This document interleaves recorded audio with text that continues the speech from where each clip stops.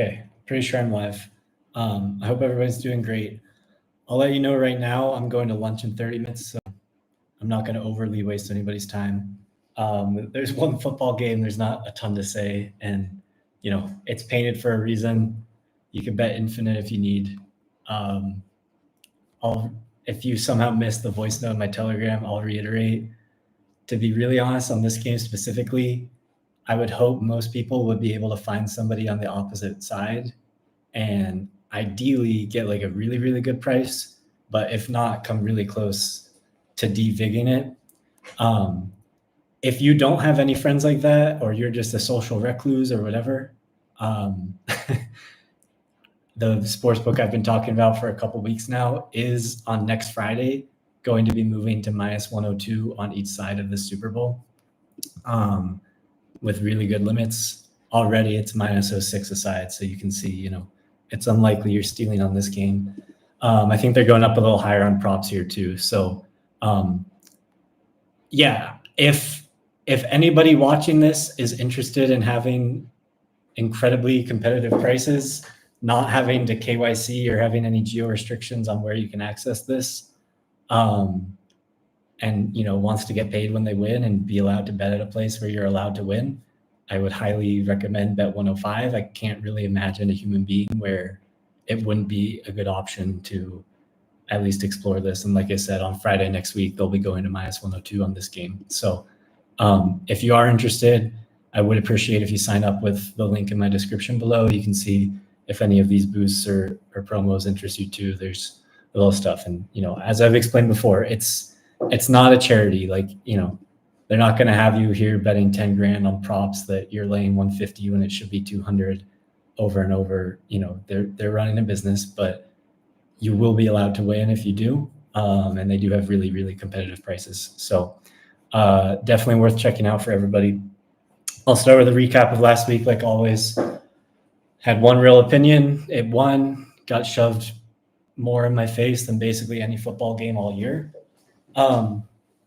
I have a pretty good idea of where most moves in football and baseball come from. And if I don't, I typically know the people to ask of where that came from. And in asking about that one, like who is so wildly in love with Buffalo at a price that if you bet that Buffalo price basically required you to have pretty good conviction that they're the better football team.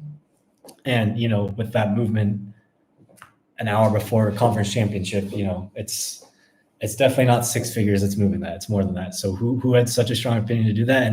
And me checking around who people could know who was so interested in moving the game like that, I haven't gotten a good idea. So that one's kind of mysterious to me. Look, people, I know this is public now, so a lot more people watching, but everybody who's been on these with me all year since August knows I'm like,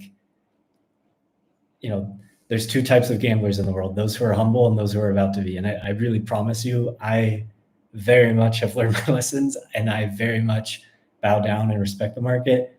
And I very much try not to fall into confirmation bias or self-serving bias and always reevaluate something when something gets that violently shoved in my face. But in watching the game played out, obviously, like every football game in the history of the sport, things went Kansas City's way. I think plenty went Buffalo's way. I mean, there's 5 fumbles in the game. Buffalo recovered all of them. They're 4 of 6 on fourth down. And, obviously every fourth down in a football game is really big, but all 6 of those were particularly big, including 2 like 4th and 5 touchdowns, both of which were like coin flips at the time the ball was snapped. So a lot went Buffalo's way, and KC still won in regulation and kind of, I don't know. To me, the game looked like it played out kind of exactly where I had it priced, in the high 130s. If it came again next week, honestly, in my opinion, that's kind of what this Super Bowl price is screaming to you. I don't know why Buffalo got bet against the last 2 weeks. I mean, clearly the market's not calling Buffalo some juggernaut. Like, they bet Denver really hard at post 2 weeks, or I guess 3 weeks ago now. And 2 weeks ago, Baltimore, even knowing Flowers was out, got bet pretty much all week. That was a big price on the road for Baltimore to be. So, I mean, if all of a sudden Philly's like way worse than them, then, I'm missing something. But to me, in my opinion, this Super Bowl price is kind of screaming to you that the market's kind of come my way with what the KC price would have been last week. And I care way more about that than closing good on a specific individual game. So I'm not really changing anything. I'll get right to the number. Like, obviously they could be anything. You could call them an 850, a 900 team. I mean, you could call them whatever you want. It's your choice. Math wise, I feel pretty lost calling with conviction of football's median projection of how good they'd be if they played 1,000, average teams, how many they'd win. Hard for me to say many NFL teams are much more than 800, even like, probably the greatest winning organization we've seen in a long time. If I keep them an 800 team, Philly something like a 765 team, pretty close to what Buffalo was last week, and just take home field out here. This game would be 122.88, 123 maybe I could call it. To be fair, that's not really pricing in any of like the interaction of KC with its opponent when it is likely to come down to the last 2 or 3 or 4 possessions in the fourth quarter.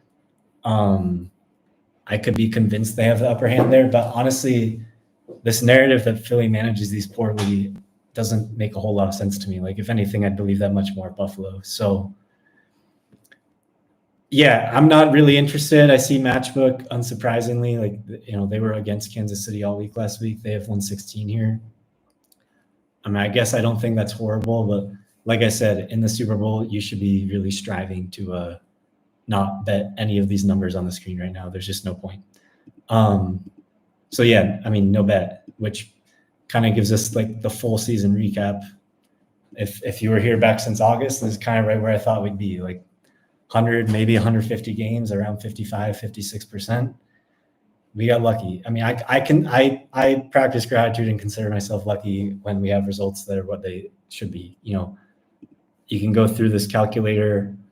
I've plugged in the results. If you think your true talent is going to be 56%, you're laying 110, and you're risking this much of your bankroll on all of them. And I think we bet 113. Yeah, 113 games. You can see, like, I'll just randomize this. We could win 11 units. We could win 9. Could win 34. Look like geniuses. And every now and then, I'll do this till we lose. You lose 14 units. Like, that's not unimaginable outcome when you only have this few games. So I'm grateful of that. As you can see, like, for just like a painted Friday number of what I see, it's still not really something to make a living on. Obviously, extraordinarily profitable hobby or interest, but like, if you just break it down to needing a specific individual season to go well, I guess we can up that to 113 to be exact. And then let's say you need to win 60 games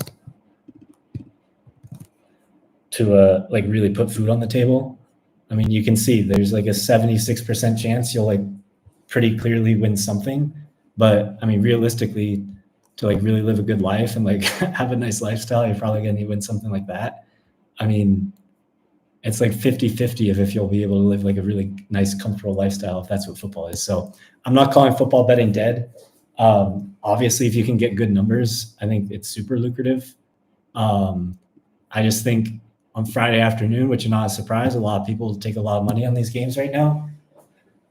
It's just not the greatest opportunity. Now, baseball, obviously, you got 2,500 games to bet. I'm probably going to find like 500 of them this price. The math works out way more favorably, where I still think that's a good way to make a living. But for the football, I kind of want something like the half times that, played out a lot better, where we can be something up around here and feel a lot better that, we're not going to really be stressed about the year or paying for stuff. So yeah, that's the season. That's the Super Bowl. There's 10,000 better people on the planet to give you props and stuff on this. If I do go through the work to do some of these, I probably will do some, just because I'm sure there's some pretty good opportunities. I might do one of these next week and go through any of those that are still good on next Friday. I'll just make it really clear right now, like, the success of me in a month or year or anything is always going to come down to baseball and football sides and totals. If you want max aligned incentives with, what I truly care about, that's what it's going to be. I don't consider myself like, some crazy prop wizard who's going to have the nuts on all of these, but in a one-off game like this, there's almost always like some pretty good opportunities. So if I do put in the time for that, I might do one of these next week, but I've done one every Friday now since August and kind of wouldn't hate having a Friday off, I think. And I think what's next? I think Waste Management's next week. So I wouldn't mind just watching that. I might even go. If anybody's watching this and is going to go and be there, I haven't gone in years. It's pretty damn fun. I might go. But yeah, that's the game. The total, I mean, this is like right where I made it. I saw earlier you might be able to get 50 like a post. If you got any of those, I'd definitely hold on to it. Yeah. Chris was taking 10. I mean, it's pretty reasonable. You could have had that even 49.5. Honestly, like numbers wise, I think it's all priced in. Like it would just be some in all markets of everything I pay attention to. Like if you told me nothing, you don't know a thing about math, a thing about football, all you know are markets. If you have both teams in their last game, Philly was what, like 55 to 20 something. I mean, the game played into the 70s when it closed 47, and KC was 32-29, right? So 61. That went 2 scores over. The rematch of these two in the Super Bowl from 2 years ago was like 38-35, I want to say. So you just tell me all that. If anything, is there going to be some bias in the market towards over that is probably overrating the importance of 3 football games? In other sports, yeah. In NFL, honestly, no. This kind of looks perfect. Like I can't even fake an opinion for you. There's no point. So yeah, I guess my official number is something like 123. Zero chance I'd lay any of these like market painted numbers, like completely idiotic to do in my opinion. If it's the Super Bowl and you're dying for action, then hunt out like this 116 or wait for next Friday at bet 105 and you'll be able to like basically lay the equivalent of that. Like I'd be surprised if this moved much. Now, Philly got bet basically in all their games, if I recall. I mean, people laid 4.5 last week. The Rams, from our call, like late in the week, it was like 6 painted, like low juice painted 6 on our call from that 2 weeks ago. That game closed like 7. And then who'd they even play? Oh, Green Bay. Yeah, there is like uncertainty with both quarterbacks. I don't pay a ton of attention to that market, but if anything, it still moved Philly's way. And then Kansas City got bet against big in the regular season Houston game against me. They got bet against in the Pittsburgh game. Obviously, they got bet against in the JV Denver game. Not that means a thing for here. Pretty flat back and forth in the Houston playoff game, and obviously jammed $1 gazillion against me last week. So would it surprise me if this came down? Not really, and that's probably where I'd be looking for. I don't see any point in regurgitating the 10,000 things about EPA and success rate of all these teams and all these matchups and Jalen Hurts against the blitz. In my opinion, like it's kind of just a waste of time. The goodness of the team is at least the way I do numbers is built into like adaptation to how things could go like that. So I'm not super interested. Again, for people who are like just married to Kansas City's cheap, if they're ever anything less than minus 150 in a football game, I don't blame you. I would just push back a little. Like, you know, last week you could probably hear in the call, like I had pretty damn good conviction, but like Buffalo wasn't better. And I really kind of decent, not that they're like, you know, this miles better on a different planet, but Kansas City is a little better team. Again, our job's to predict, not to evaluate. Obviously, if you're evaluating it and looking at the last 20 games of numbers, this is like the easiest handicap in the world at Philly, but that's not what we're doing. It's not really useful to do that. Everyone in the world can do that. Our job's to go where the puck's going. And in my opinion, the market's kind of caught up to what I saw that I don't think it saw last week. You know, but like if you just go through the rosters, like last week, quarterback you take for Kansas City, Buffalo, quarterback you take Kansas City. I don't know anyone who wouldn't. Obviously, I know Buffalo probably has a little better year, but if you're taking going forwards with your life on the line, no one injected with truth serums not taking Mahomes. Running backs, obviously Buffalo. Who cares? Receivers, KC, I think for sure. Tight end, KC, I think for sure. O-line, Buffalo for sure, but it's not like this 5-0 sweep. Like left tackle, you obviously take Dawkins, but Thuney now is like he's a competent NFL player over there right now. Left guard's obviously like the biggest blowout. That's not an NFL player for Kansas City right now. But center, you easily take Kansas City, in my opinion, against Buffalo. Right guard, you probably lean Kansas City. And, you know, right tackle, you take Buffalo. But it's I don't know. Taylor's like probably a little below average, but like he deserves to start in the NFL. He's not like this joke player. And then defense, like maybe this is where I saw an edge in the market. I don't know, but I mean, not even competitive with secondary. I mean, I don't know. Personally, I think McDuffie's the best corner in the sport. Even with Benford playing, I easily take secondary Kansas City. I don't even think it's really close with the safety play they had last week. I mean, Reed's playing at a really high level right now. Linebackers, I like Kansas City. Maybe this is contentious. I don't know. Maybe people are going to call me an idiot. I know Milano and all these guys are big names. Bernard, they haven't moved well in like 18 months. Like these guys, I mean, Milano hasn't been healthy in like 3 years. I think these guys are like a lot more like good in name only.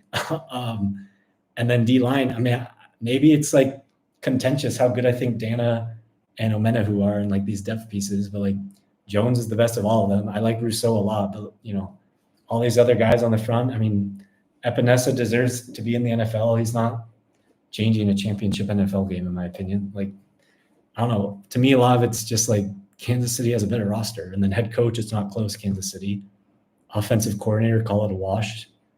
I mean, Kansas City's might not even matter. Like, and then DC, probably Kansas City by a lot. Like, there are a lot of advantages. When you do that with Philly, almost none of those exist. Obviously, quarterback by a landslide, Kansas City, but run game by a landslide, Philly. Receivers, I think by a landslide, Philly. Tight end, I'm calling it a washout. I mean, I love Goddard. Maybe people know that, right? Like, and he looks like perfectly healthy to me. I'm not really downgrading him from the injury. That's another thing with Buffalo. I think all second half of the year, Coleman, this happens a lot with like Coleman's 21. Like I heard Bean talking about it this week. I think Kincaid had a PCL in the Detroit game. Kincaid and Coleman clearly, in my opinion, were not healthy for the last month to 6 weeks. That happens a lot for like 21 and 23-year-old players in the league, learning how to like recover from and play through injuries in NFL games. But yeah, like tight end wise, Goddard's moving really good in my opinion. O-line, it's not a sweep. You take Kansas City at center, but like I think everywhere else is Philly. And defense as a unit, you'd probably take Philly, and defensive coordinator, you'd probably call it wash, like just defensive personnel.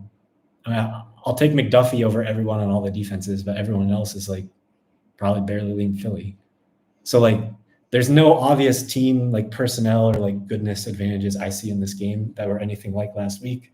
And in my opinion, the market's pricing in like the tax of Kansas City being good at winning pretty perfectly right now. So I kind of, gun to my head, think this would come down at some point before kick.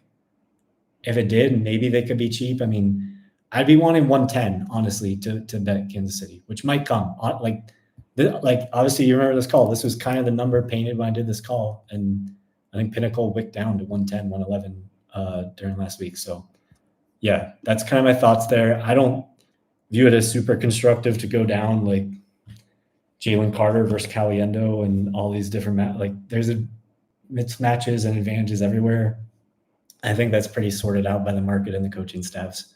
So yeah, like I said, I'm going in 10 minutes. I was just going to offer, like, I hope I don't come across as like, I just don't care about numbers ever whatsoever. Like, obviously, part of it's, I don't really know who the audience is. If you don't know that like numbers move and they move for a reason and you should be striving to beat the market on things, obviously you should. And, if you want to just shut your brain off and get good numbers, you can just do that. I've kind of always put CLV in like 4. Like we'll take my golf from today, for example. There's CLV where, wow, I never saw it wick up that high. That's crazy. But like, I laid like 143, 145 here today. We're 9:21 Costa Rica time I sent it. So, if this game had moved against me and it came down to like this number, and that's happening regularly, like that's what you're averaging, that almost feels impossible to happen. Like you would also need a skill to be able to average doing that. But yeah, I'd make you a 1,000-to-1 underdog to win in the long run if that's what you're doing in any real market. There's CLV where like it's not really moving. It's when you devig it, it's obviously super negative, but it'd be like if I laid 148 here and it closed 148, be a pretty bad sign. I'd probably make you close to 1,000-to-1, but not quite. And frankly, that's what I averaged when I was doing my best in baseball. for, not over a sample like 500 games, like 5,000. So, I just don't want to crush anyone's hopes and dreams if like, because if all you're going to say is all you need to do is beat the number and you just shut your brain off and never think for yourself, and this is just a rat race where it's going to close, everyone else is trying to figure out where it's going to close and you got to beat them there, then this is obviously just going to bubble up and devolve into some like rat race for numbers. It's not like we're trading ES mini contracts. Yeah, can you bet a lot of money on these? Depends what you mean by a lot of money. But like, I don't know, this Super Bowl, yeah, obviously. But I hear everyone call baseball a liquid market. Like all these people have bet millions of dollars themselves. Like, if you care about price whatsoever and you're not yourself going into like Taiwan or Asia and going to meet with some guy with 6 fingers and the others are chopped off and he has like 12 armed guards and you got to eat some like live frog in front of him to not offend him, and that's going to be your big main out in Asia who's taking $1 million. I'm not doing that. If you're not going to meet these types of people, and you just want to live like a nice civil life and get a good number on a game and call it 2, 3, 5 cents worse than Pinnacle's number on a baseball money line, it's not like you just click a button and get $1 million. Honestly, I don't know anybody averaging that right now, and I think I would know if that person existed. Not for sure, but I think I'd have an idea. It's a lot more like 2, 3, maybe 400. And if that's the range, I mean, that's not exactly attracting, people scalping high frequency trading on ES minis and everything. So stuff slips through the cracks, and I don't think you're dead if you're there. And then there's like the positive CLV where it moves your way, but maybe there's 5 buckets. Positive CLV where it moves your way, but DVIG'd is still calling you a loser. So like if it only moved here, the market would be calling me a loser, even though some would say that's 7 cents of CLV. I would say if you DVIG 148, 118, sorry, I don't know, maybe I'm completely wasting time talking about this, but I just don't want anybody to think I don't care about all this. That'd be like calling this DVIG 130. Did I do that right? Oh yeah, this one would be like calling it DVIG 130.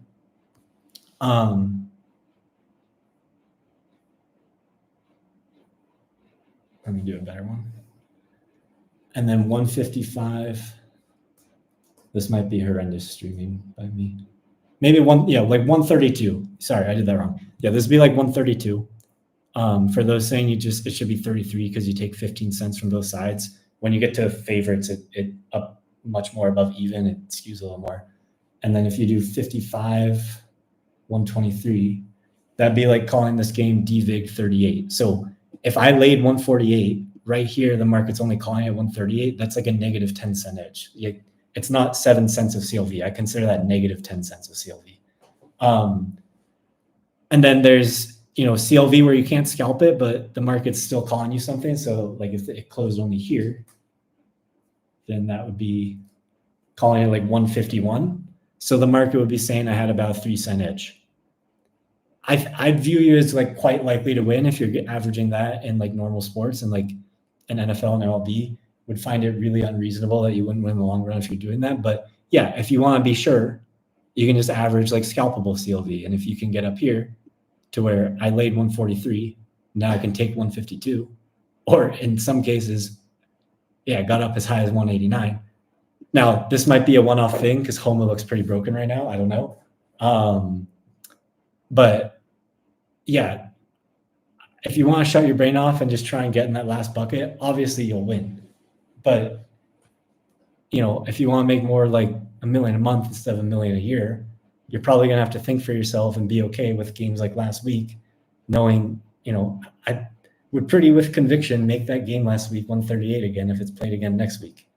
In Arrowhead, obviously, and don't see too much of reason to move. And I promise you, I bias so hard towards like bowing down and respecting the market when something does get shoved in my face, and try really hard to reevaluate things. But when I watch the game play out, I know what I think going in. I see zero evidence to update that belief other than somebody I haven't even been able to identify yet betting $1 gazillion potentially for fun against me.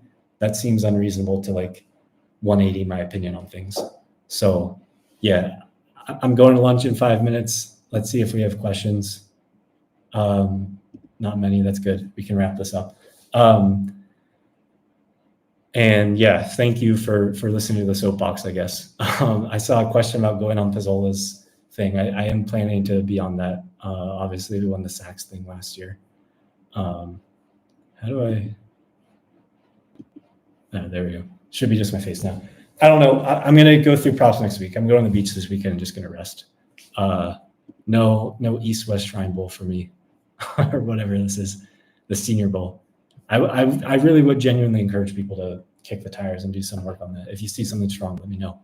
But yeah, thanks for listening this long. I'm gonna go to lunch, and to everybody who's been on these all year, appreciate the support. It's been fun, and we'll see what we do next year. I have no idea yet, really, but I'll be in contact with everyone as we get closer to football next year. So take care. Thanks for listening, and good luck to anybody who's not against me on stuff.